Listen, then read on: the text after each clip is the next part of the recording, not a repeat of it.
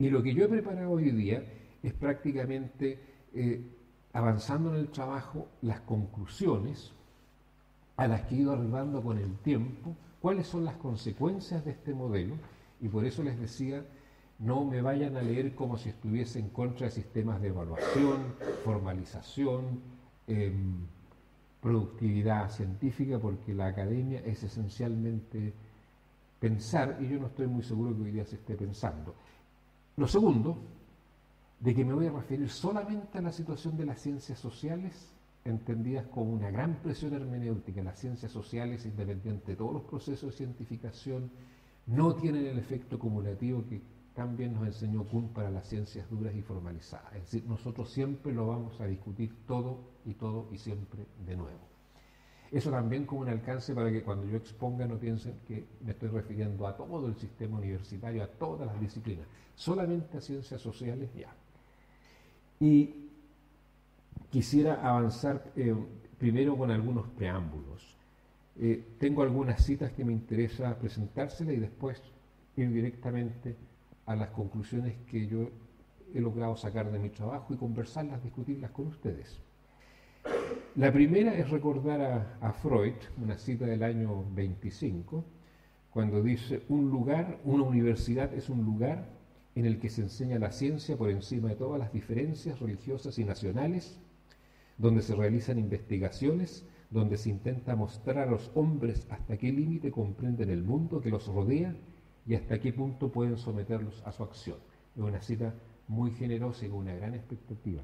Creo que esta cita corresponde cuando le tocó escribir una carta de saludo cuando se funda una universidad en Israel. Todavía creo que no existía el Estado, pero estaba en esa zona. Eso como un preámbulo. Y lo segundo que les quiero decir, recordar un poco, entonces lo agradezco mucho a mi colega Francisco Mujica, con el cual ustedes pueden ver que hemos publicado ya algunas cosas, es recordar lo que significa la palabra saber.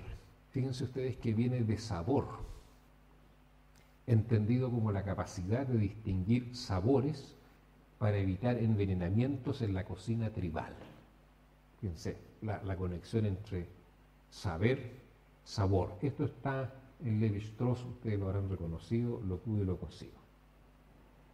Esto permite apreciar, un comentario más, el estatuto del saber en sus orígenes, a saber, indisociablemente unido a la estructura de la sensación, particularmente de la impresión frente a lo nuevo.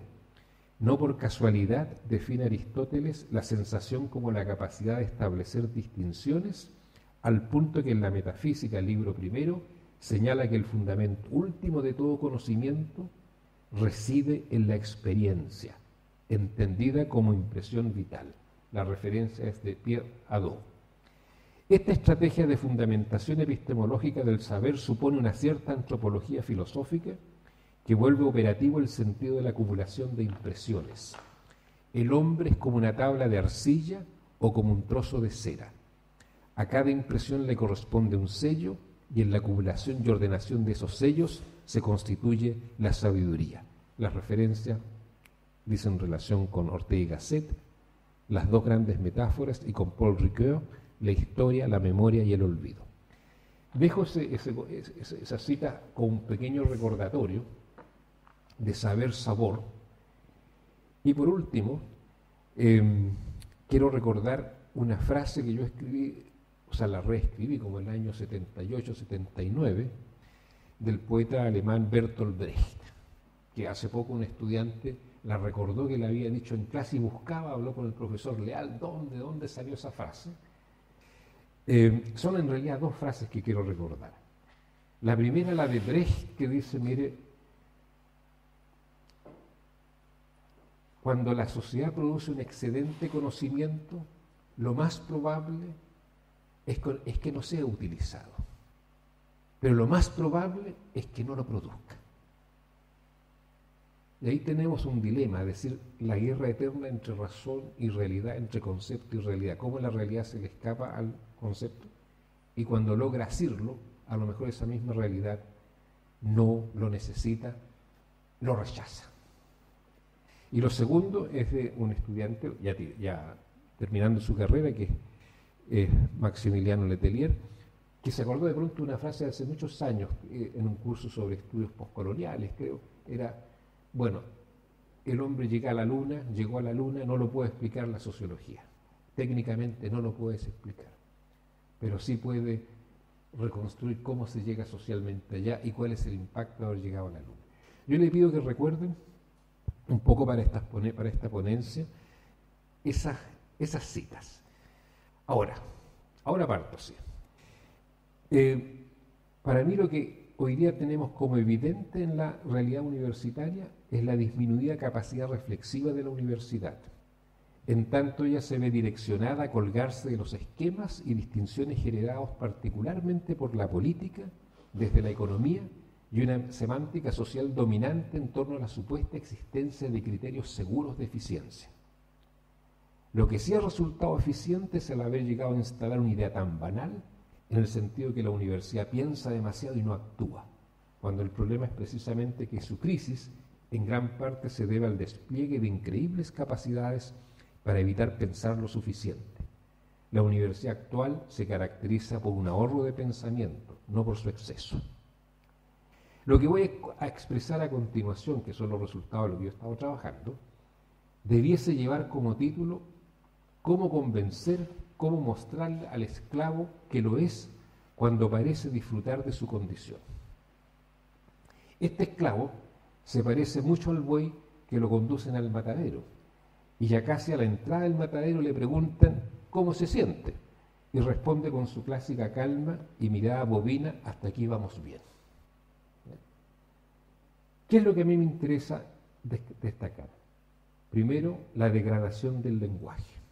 Asistimos al dominio de una bóveda semántica, de envoltorios de palabras, cuya característica esencial es el traslado del lenguaje empresarial para hablar de universidad. Todos hemos escuchado esa frase típica: es tu sueldo. Cuando nos quejamos de esto, es tu sueldo. Si no publicas, es tu sueldo. Voy a los puntos. Respecto a los recursos, asistimos a la neoestratificación de las universidades en torno a la obtención de dinero y prestigio, lo que las obliga a concentrarse en pocas áreas que otorguen la posibilidad de obtener rendimientos económicos. Consecuencia más grave: tendencia a la desaparición de la universidad como entidad total, como universidad que acoge y desarrolla la diversidad a partir de los más diversos paradigmas, con la única exigencia de nivel y rigurosidad.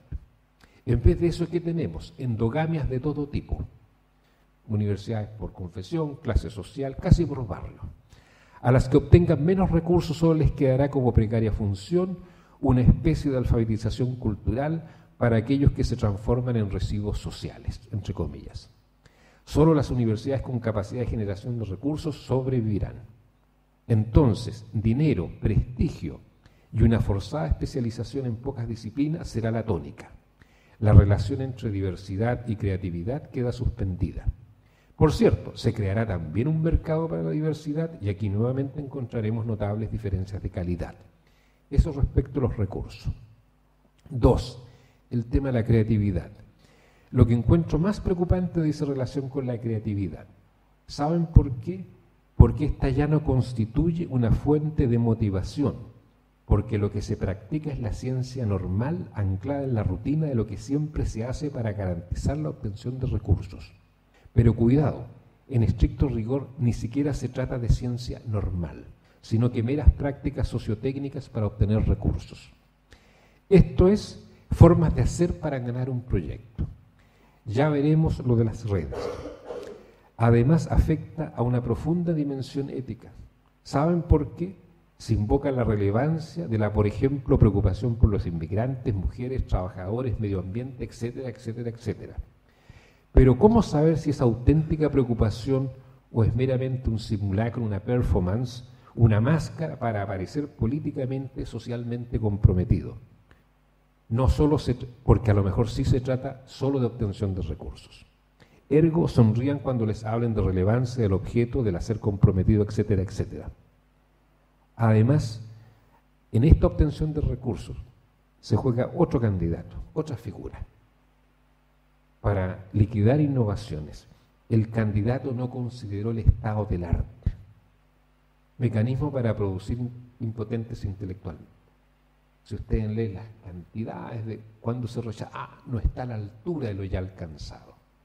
Por eso les dije, cuidado, en el ámbito nuestro el tema hermenéutico de preguntárselo todo de nuevo es realmente fundamental. Sin creatividad no se puede hablar de pensar y de hacer ciencia. Satisfacer un indicador no significa nada, solo significa que se cumplió. Además, ¿quién los creó? ¿La comunidad científico-académica? ¿Podría alguien seriamente afirmar eso? Estamos hablando de ciencias sociales, les pido que no se olviden nunca de eso. Les pido que aquí recuerden a Bourdieu y su teoría de los hábitos. Lo hacen, pero no lo saben. La famosa sentencia de Bourdieu, cuando el chico quiere crecer, se achica. Cuando él estudia el desarrollo de las familias arribistas, bueno, tener menos hijos. Quiero ser grande, me achico. Y no lo sabe, porque el hábito está funcionando, ¿verdad?, de manera casi inconsciente. Ya ha sido por esta lógica penetrado de manera múltiple una y otra vez. Pero curiosamente, no tienen problema alguno en tematizar, en hacer clases, protoinvestigar, como otros han sido dominados y domesticados. Pero la pregunta de mi propia autodominación o domesticación queda en suspenso. Pero él no. Todos los demás están condicionados por el hábito, pero curiosamente, aunque Bourdieu sí se preocupó del tema del hábito de los académicos, curiosamente eso no es parte. Si usted le dice que usted está domesticado, obedeciendo, es sumiso, hay un argumento: el que no se adapta sufre más. Pero no. Freudianamente podría decirse que este individuo eligió adaptarse, sobreadaptarse para no sufrir. Eso cree él. Lo que sí queda en evidencia es que hace sufrir a otros en alianza con el poder. Algún día se investigará este hábito. Es la de un comisario. Lo extraño es que ocurre en la academia. Si combinamos la tesis de Bourdieu con Freud, llegamos inevitablemente a Marx. Recordemos, ideología alemana. No saben lo que hacen. No demos un juicio por lo que dicen, ni siquiera por sus prácticas. Hay lógicas mucho más profundas debajo. Con Freud sí sabemos que su sobreadaptación los hace infelices. A manera de resultado en esta primera o segunda tendencia, solo el esclavo que quiere liberarse puede pensar, pero también el que quiere mantener la dominación pensará un poco, aunque en una cómoda situación. Esto de la comodidad es importante. Fíjense que los poderosos tienen una gracia: nunca se reprimen a sí mismos. Sería extraordinario para la paz social, para la amistad cívica, si sí lo hicieran. Pero el sobreadaptado no, ni siquiera tiene conciencia de su esclavitud. Punto 3. Sobre el carácter de la investigación me atrevo a sugerir lo siguiente. Ella se caracteriza por una gran sofisticación metodológica, pero no responde a interrogantes desafiantes. Más tarde daré ejemplos cuando conversemos. Pregunta: ¿pero cómo podría intervenirse críticamente una academia que es precisamente la que reproduce el modelo, donde todos sus miembros están orientados a la satisfacción de indicadores que provienen de los regulativos económicos vía política? Debe quedar claro que eso requiere no solo de un esfuerzo mancomunado colectivo, sino que además de una gran paciencia teórica.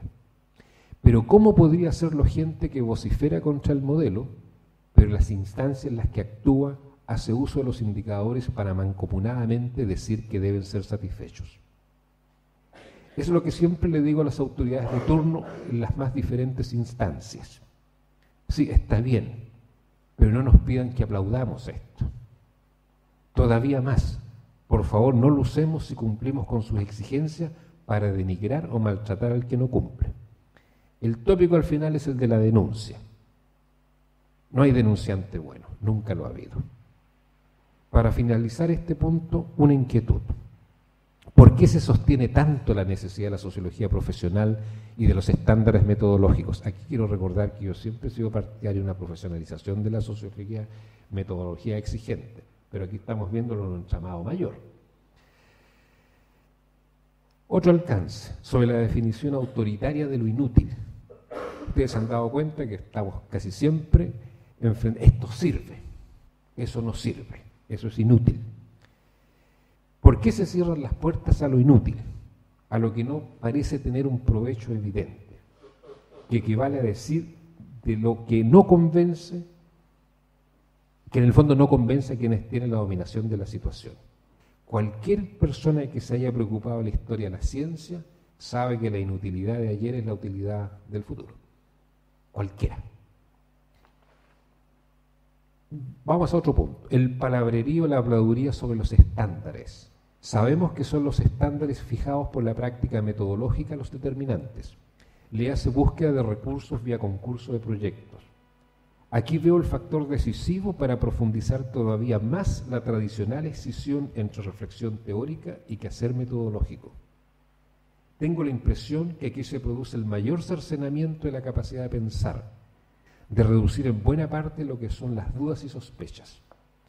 Total, todo debe ser al final de cuentas formalizado, homogeneizado, estandarizado. Así los evaluadores no tendrán dolores de cabeza. Si las bases de datos empíricos y las prácticas metodológicas son el fundamento para el desarrollo de proyectos de investigación, le hace obtención de recursos, y con ello se produce una concentración estratégica a lo que resultaría viable de publicar, se está atentando contra un principio clave para la creatividad como es la diversidad. Sobre las publicaciones más tarde. Yo sé que sobre esto vamos a conversar bastante, porque todos ustedes tienen experiencia como esto, cómo se procede en este campo. El resultado es un incremento de información, de conocimiento redundante, pero no el progreso del conocimiento hacia los umbrales de lo que se podría conocer. Yo creo que en ciencias sociales, si lo comparamos con los años 60, 70, hasta 80 incluso, en dictadura, nunca se había publicado tanto y nunca se había dicho tan poco. Esto significa empobrecimiento del conocimiento sociológico, no obstante su creciente desarrollo cuantitativo. Recuérdese, todo el trabajo orientado al famoso informe de investigación y las evaluaciones, léanse evaluadores. Un impacto grave de esta práctica es notoria disminución del público. Los destinatarios del análisis sociológico devienen cada vez menos. Ustedes pueden interrogar muchas figuras de las ciencias sociales que dicen, mira, de todo esto lo leen 6, 7 personas. ¿Qué se genera además? Una política de exclusión de otras formas de publicar. Esas otras formas son difamadas como ensayo.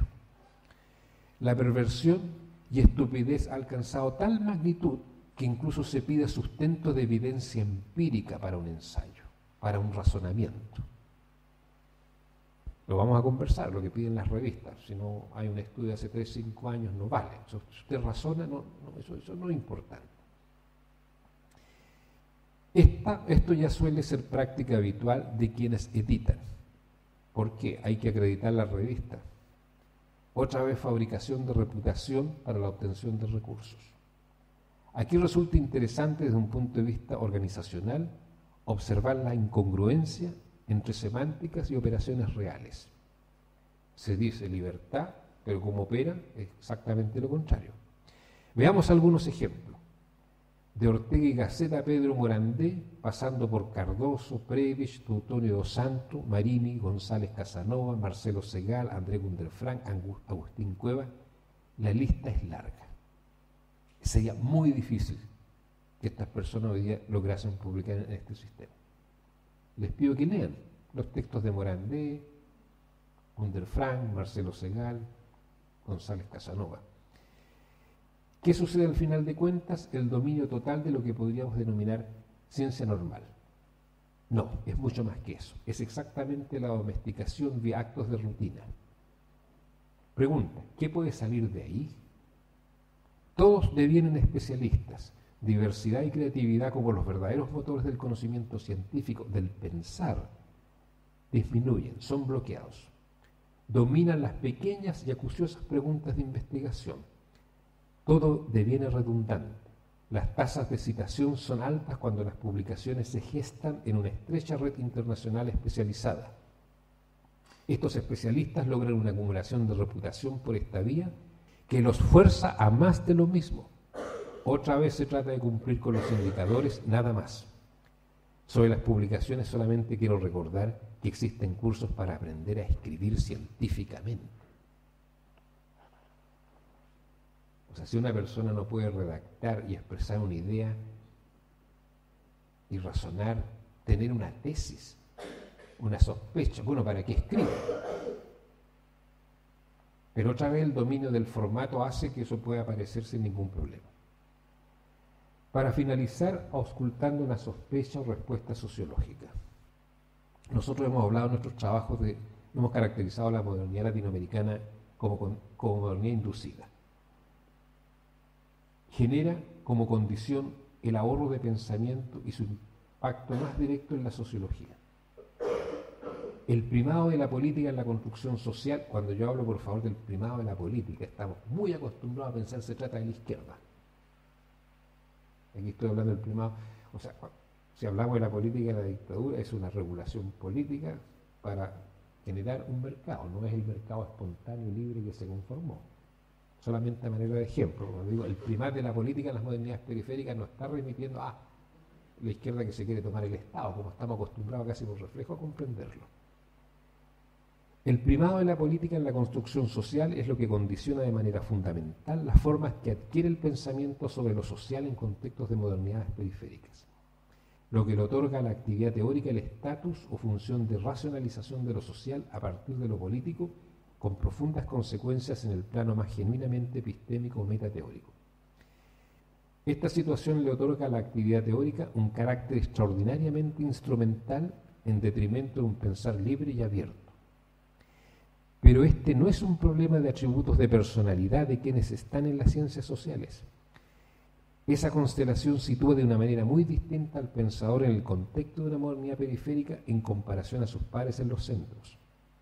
En los centros se tematizan primero los costos de una modernidad modernizante ya alcanzada, aquí cómo llegar a ser modernos. Esto refuerza el carácter instrumentalista de las actividades teóricas. Debemos sí dejar en claro que nuestro diagnóstico poco tiene que ver con sugerir que lo que acontece en América Latina no ocurriese en otra parte. Pero no hemos tenido aquí el tiempo ni la calma por razones estructurales a detenernos a pensar. Esta ansiedad de ser modernos, de estar a la par, no solo nos convierte en enanos intelectuales alienados, sino que nos hace perseguir cada vez más finalidades de acoplamiento absolutamente instrumentales. No obstante, mantener siempre una semántica de ser críticos de la realidad, del sistema, etcétera, etcétera. Esto hace que el talento termine en las políticas públicas. Quien critica ese estatuto aparece como conservador y anacrónico. Veamos el tema de la internacionalización. ¿Cuáles son mis inquietudes? Recordemos, es ese ejercicio permanente el que ha estabilizado la idea de que el pensamiento latinoamericano en sus sucesivas etapas y más diferentes corrientes opera o conlleva siempre el peligro de encontrarse disociado de su propia realidad. Las semánticas y políticas de internacionalización refuerzan la copia e invisibilizan problemas de enorme magnitud. Dudas sobre la internacionalización y creación de redes a raíz del propio problema de la copia reflexiva que ha caracterizado las modernidades periféricas. Contribuye a confundir una práctica como la internacionalización con la aspiración de universalidad de la sociología como ciencia, la cual, sin dejar de ser altamente codependiente del contexto histórico, es eminentemente una problemática epistémica. Lo precisaremos en la conversación.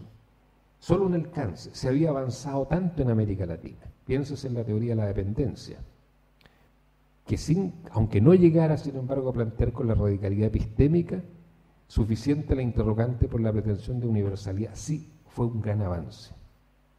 Y hoy la tendencia a la internacionalización confunde esto con la pretensión de universalidad. Resulta un arma de doble filo.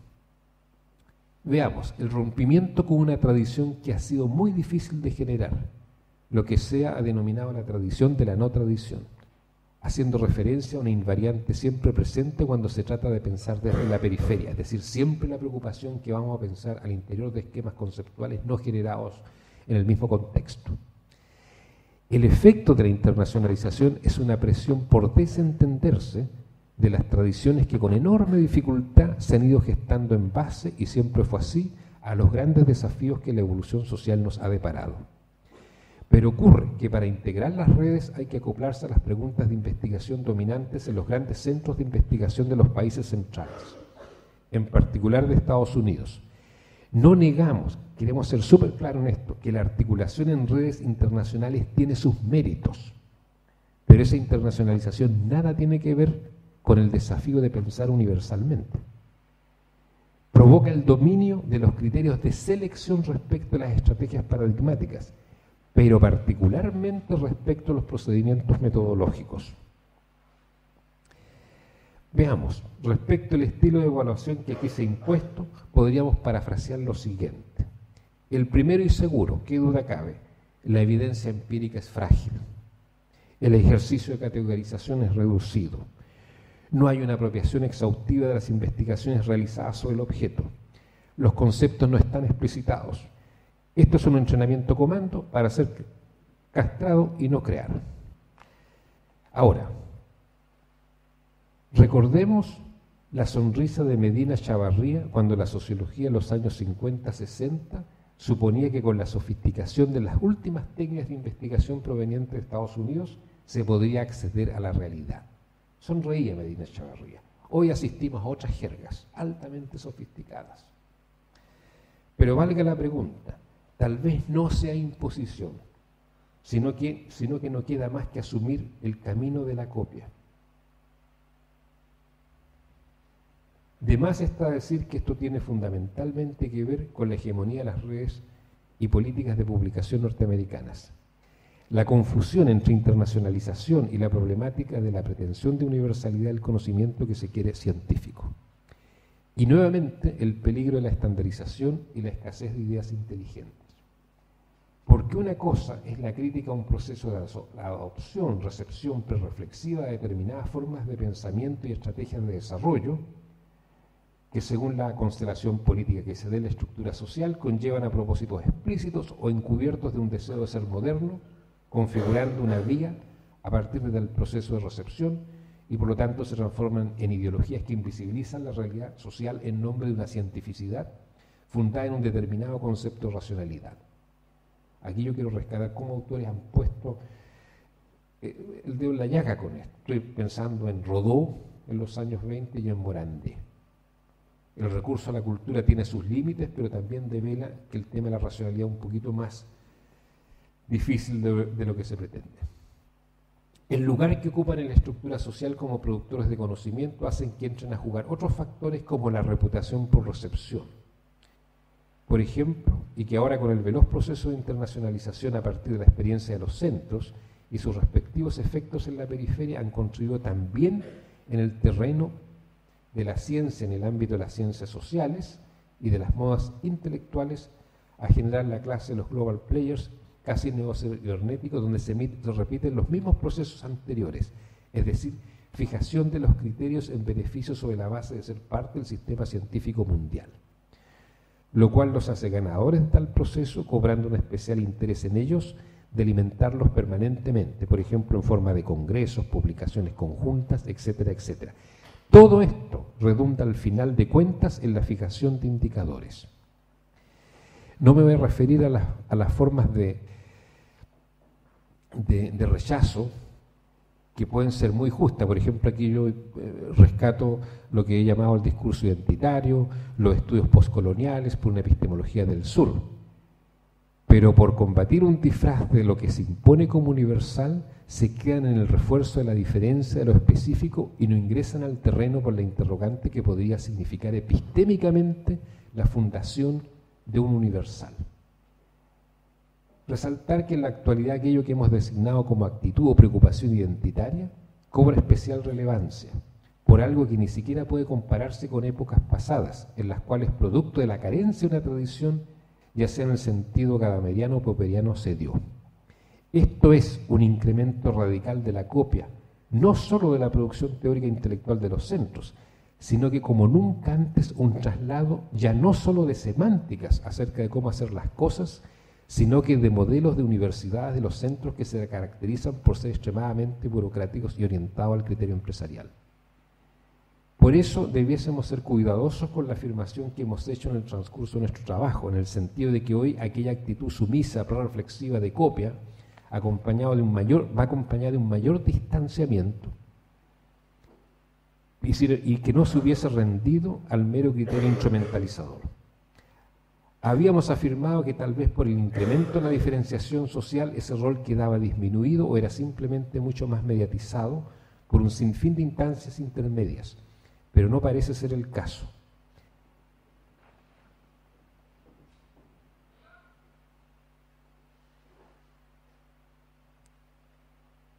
Bueno, a manera de conclusión, lo que aquí tiene que dilucidarse es si realmente se trata de pensamiento. Podemos sostener, por otro lado, que esta radical tendencia a importar discusiones y modelos del quehacer intelectual universitario tiene que ver con la habilidad semántica de sugerir que la pretensión de universalidad del pensamiento pasa por la internacionalización de actividades. Más aún, o peor, se usan como sinónimos. Ver toda la política de intercambios, congresos, proyectos conjuntos, publicaciones, como si eso, aparte de ser un mero mecanismo de adaptación organizacional para el cumplimiento de indicadores, dijese algo sobre la calidad. Se produce un simulacro de estar en lo máximo a través de tales actividades que son un verdadero sustituto a la actividad del pensar genuino. Ese activismo invisibiliza el problema de verdad, que no es otro que el de no pensar, sino en agotarse en actividades de cumplimiento, de autosatisfacción. Por ejemplo, la brutal copia de modelos de gestión, evaluación. Esto acontece a una gran velocidad y, como es propio, con una gran presión de tiempo. Esta imposibilidad de sustracción es hoy no solo notoria en campos clásicos o tradicionales, como la economía, política, ciencia y técnica, sino que presiona el pensamiento mismo. Pero aquí cabe hacer la salvedad. ¿No sería nota distintiva de que precisamente esta es la situación que hay que pensar, que hay que resistir pensando? ¿No fue esa la labor más genuina y auténtica que hizo lo mejor del pensamiento latinoamericano?